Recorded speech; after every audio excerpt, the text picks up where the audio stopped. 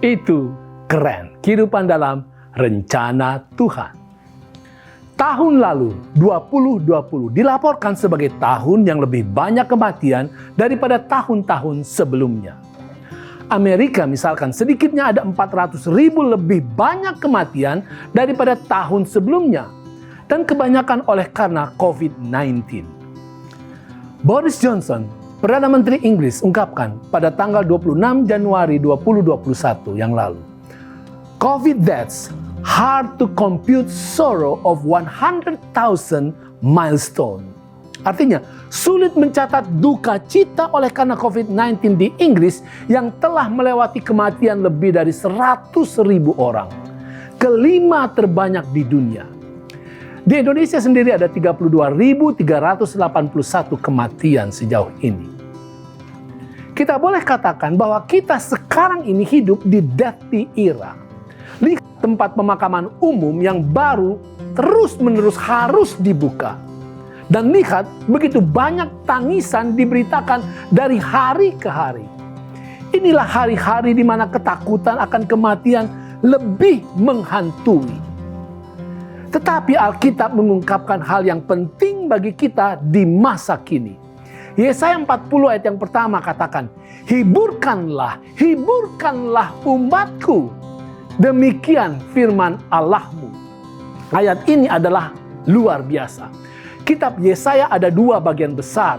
Dan Yesaya 40-66 adalah bagian yang kedua. Dan bagian ini dimulai dengan seruan yang diulang. Hiburkanlah umatku.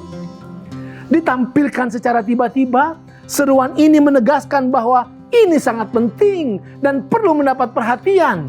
Di dalam konteks yang lebih besar, ayat ini muncul bagi umat yang ketika itu di zaman Yesaya dan juga setelah zaman Yesaya berulang-ulang kali jatuh ke dalam berbagai penderitaan.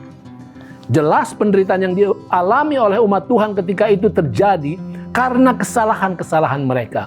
Menyembah berhala, melakukan banyak kejahatan, menolak Tuhan dan berbagai sikap sesat.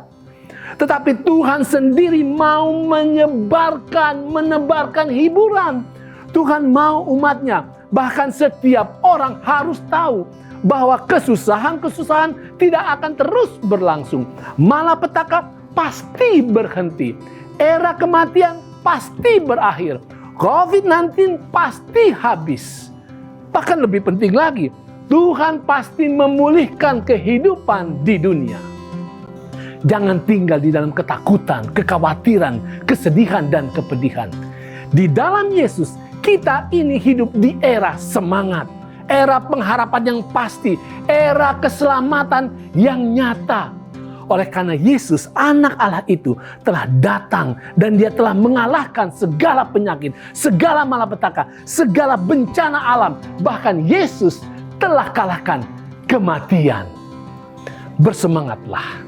Meskipun sekarang kesusahan masih nyata, tetapi setiap derita kiranya semakin meningkatkan kerinduan kita kepada Yesus. Semakin meningkatkan iman kita kepada Tuhan. Semakin memastikan hati kita bahwa nantinya kita bersama-sama menikmati era kehidupan yang kekal. Itu keren.